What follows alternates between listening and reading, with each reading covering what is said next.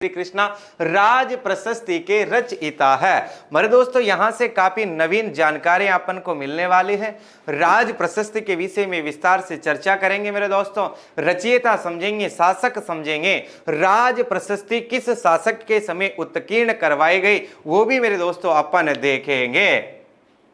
क्या बात है, मैंने झालावाड़ में शेयर कर दिया। बहुत बहुत धन्यवाद कालूलाल जी आपको। बिल्कुल बिल्कुल, क्या बात है, नवीन जानकारियां मिलेगी। जो भी मेरे दोस्त आंसर दे रहे हैं बहुत अच्छा लग रहा है मेरे दोस्तों। लेकिन ध्यान रखिएगा, इसके अलावा भी मेरे दोस्तों मैं आपकी तैयारी को और बेहतर और मजबूत करूंगा ताकि इससे संबंधित किसी भी एग्जाम में, राजस्थान स्तर पर किसी भी लेवल का कोई एग्जाम हो मेरे दोस्तों, राज प्रशस्ति अपन जो पढ़ेंगे अब इससे बाहर जाने वाला नहीं है। इसलिए जितने भी भाई और बहन इस कक्षा को देख रहे हैं वह इस कक्षा को अपनी खुद की क्लास समझ करके ही ईमानदारी के साथ मेरे दोस्तों शेयर करना है, क्योंकि आपका एक शेयर मेरे दोस्तों क्या करता है, मुझे शेर बना देता है। इसलिए अब ध्यान दीजिएगा। अब कोई बात नहीं मेरे दोस्तों, देखिएगा बहुत बढ़िया आप बता रहे हैं, बहुत अच्छी आपकी जानकारी है, इसमें और वृद्धि करने वाले हैं। रचयिता की अगर अपन बातचीत करते हैं तो रचयिता कौन हो गए मेरे दोस्तों? बिल्कुल आप बता रहे रणछोड़ भट्ट। क्या बात है, बिल्कुल आप सही बता रहे हैं। तो रचयिता कौन हो गए मेरे दोस्तों? रणछोड़ भट्ट हो गए। ये भी आपको ध्यान रखना है। रचयिता कौन हो गए इनके? रणछोड़ भट्ट हो गए। और मेरे दोस्तों अगर इसके टाइमिंग के विषय में अपन चर्चा करते हैं तो 1676 ईस्वी इसका क्या है, टाइम है। ये भी आपको ध्यान रखना है, 1676 ईस्वी। अब मेरे दोस्तों अगर अपन इसकी चर्चा करते हैं तो क्या रणछोड़ भट्ट के द्वारा ही ये यहाँ पर मेरे दोस्तों लिखी गई है? तो अच्छे से ध्यान रखिएगा, रणछोड़ भट्ट ने जो इसकी रचना की थी वो एक महाकाव्य के रूप में की थी जिसका नाम था राज प्रशस्ति महाकाव्य। क्या नाम था मेरे दोस्तों?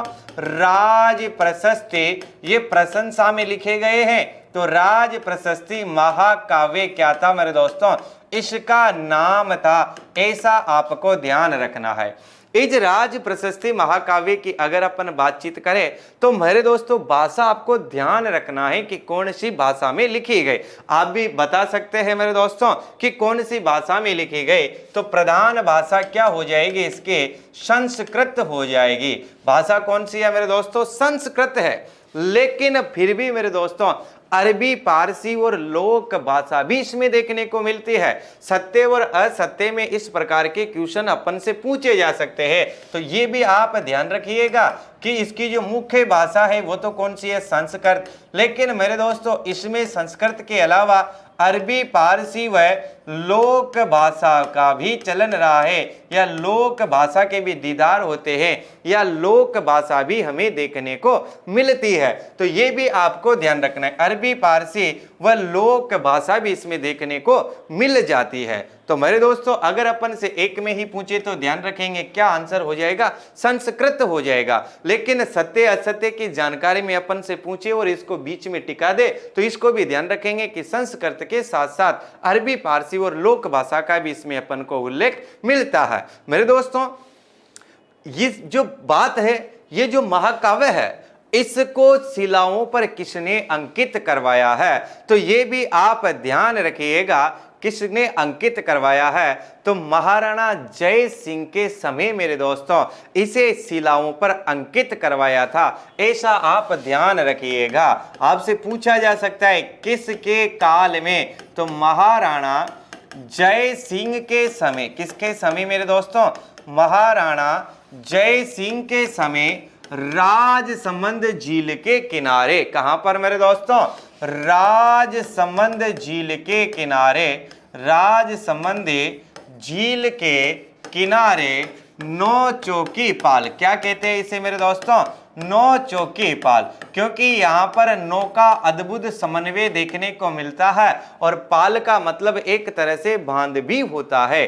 तो नौ चौकी पाल पर मेरे दोस्तों 25 बड़ी बड़ी शिलाओं में इसे क्या करवाया था? उत्कीर्ण करवाया था। नौ चौकी पाल पर 25 शिलाओं में 25 काली शिलाएं थी। 25 काली शिलाओं में क्या करवाया मेरे दोस्तों? उत्कीर्ण करवाया है। ये भी आपको ध्यान रखना है। तो किस शासक के समय मेरे दोस्तों इसे उत्कीर्ण करवाया है, अच्छे से ध्यान रखिएगा, महाराणा जय सिंह के समय इसे उत्कीर्ण करवाया है। मेरे दोस्तों अगर अपन बातचीत करते हैं इन शिलाओं के विषय में, तो प्रत्येक शिला मेरे दोस्तों क्या है, 3 फुट ऐसी है, यूं 3 फुट और 2.5 फुट इस प्रकार आपको देखने को मिलेगी।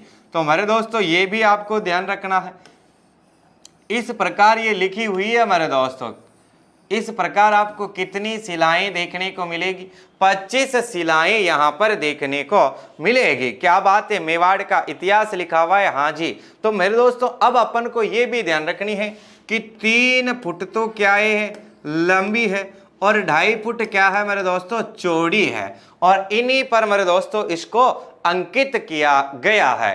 अब प्रथम शिला में क्या लिखा हुआ है, तो मेरे दोस्तों अच्छे से ध्यान रखिएगा। प्रथम शिला की अगर अपन बातचीत करें तो प्रथम शिला में सबसे पहले किसी की भी शुरुआत करते हैं तो क्या लिखते हैं अपन, गणेश वंदना लिखते हैं। मतलब गणेश की स्तुति की गई है। किसकी स्तुति की गई है, गणेश स्तुति की गई है। नंबर 2 मेरे दोस्तों अगर अपन देखें तो गणेश जी के साथ साथ अपन किसकी भी स्तुति करते हैं, सूर्य की भी स्तुति करते हैं। किसकी स्तुति करते हैं, सूर्य की भी स्तुति करते हैं। और इसके बाद मेरे दोस्तों अगर अपन और देखें तो राजा महाराजा किन के भक्त हुआ करते थे, देवियों के भक्त हुआ करते थे, तो दुर्गा स्तुति भी आपको देखने को मिलेगी।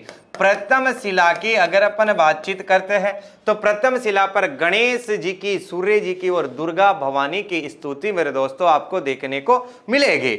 बाकी मेरे दोस्तों 24 के अंदर क्या लिख रखे हैं, सर्ग लिख रखे हैं, एक एक श्लोक लिख रखे हैं। तो ये भी आपको ध्यान रखिएगा कि कुल शिलाएं तो कितनी है, 25 है, लेकिन मेरे दोस्तों इसमें कितने सर्ग है, तो ध्यान रखना है 24 सर्ग है। इसमें कितने सर्ग है मेरे दोस्तों, 24 सर्ग है, ऐसा आपको ध्यान रखना है। और आपसे पूछ ले कि इसके अंदर कुल श्लोकों की संख्या कितनी है, तो इसमें कुल 1106 श्लोक लिख रखे हैं। ये भी मेरे दोस्तों ध्यान रख लीजिएगा। श्लोक कितने हो जाएंगे दोस्तों, 1106 हो जाएंगे। ये भी अपन को याद होना चाहिए। मेरे दोस्तों अगर अपन बातचीत करते हैं इन्हीं की, तो एक और बात आप ध्यान रख लीजिएगा, रणछोड़ भट्ट ने इस प्रशस्ति के साथ साथ ये जो प्रशस्ति है मेरे दोस्तों, ये प्रशस्ति कोई छोटी मोटी प्रशस्ति नहीं है, ये एशिया की सबसे बड़ी शिला पर लगी हुई प्रशस्ति है। ये आप ध्यान रखिएगा मेरे दोस्तों, नॉट एशिया की सबसे बड़ी प्रशस्ति है, एशिया की शिला पर लगी, किस पर लगी मेरे दोस्तों, शिला पर लगी सबसे बड़ी प्रशस्ति है, शिला पर लगी सबसे बड़ी प्रशस्ति है। ये भी आपको ध्यान रखना होगा, सबसे बड़ी प्रशस्ति है। अब मेरे दोस्तों फिर से आगे देखिएगा, रणछोड़ भट्ट की, रणछोड़ भट्ट की मेरे दोस्तों चर्चा करते हैं। तो रणछोड़ भट्ट की एक और प्रशस्ति है जो अप्रकाशित है। रणछोड़ भट्ट की अप्रकाशित प्रशस्ति कौन सी है, तो इनकी एक और प्रशस्ति मिलती है जो अप्रकाशित है मेरे दोस्तों, उसका प्रकाशन नहीं हो पाया था, उसका नाम था जय संबंध प्रशस्ति। ऐसा भी आपको ध्यान रखना है। क्या नाम है मेरे दोस्तों, जय संबंध प्रशस्ति। ये बिल्कुल आपको ध्यान रखना है। अब मेरे दोस्तों इस प्रशस्ति में क्या मिलेगा, तो नंबर 1 राजसमंद के झील के निर्माण के विषय में आपको यहाँ पर जानकारी मिलेगी। नंबर 2 मेरे दोस्तों ध्यान रखिएगा, इसमें आपको मेवाड़ का जो इतिहास भी मिलेगा। मेरे दोस्तों यहाँ पर जहांगीर के बारे में भी, औरंगजेब के बारे में भी इसमें वर्णन मिलता है। उन्होंने जो संधियां की थी यहाँ के शासकों से, उनकी भी वर्णन यहाँ पर मिलता है। राज प्रशस्ति के बाद मेवाड़ के शेष जानकारी अमर काव्य वंशावली में है, आज ही आपको वहां पर भी देखने को मिलेगी मेरे दोस्तों। ऐसा आपको क्या रखना है, ध्यान रखना है।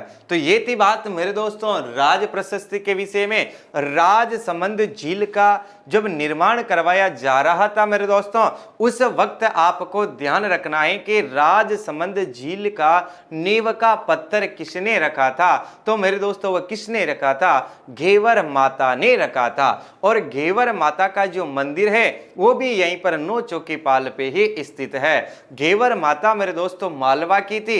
राजसमंद झील का जब निर्माण होता तो मेरे दोस्तों इसकी पाल रुकती नहीं थी। जब इसकी पाल रुकती नहीं थी तो वहां पर दिखाया गया तो ज्योतिषियों ने कहा कि ऐसी लड़की, ऐसी कन्या इसका नींव का पत्थर रखे जिसके मेरे दोस्तों बाएं गाल पर तिल का निशान हो एवं उसने अभी तक ब्रह्मचर्या का पालन किया हो।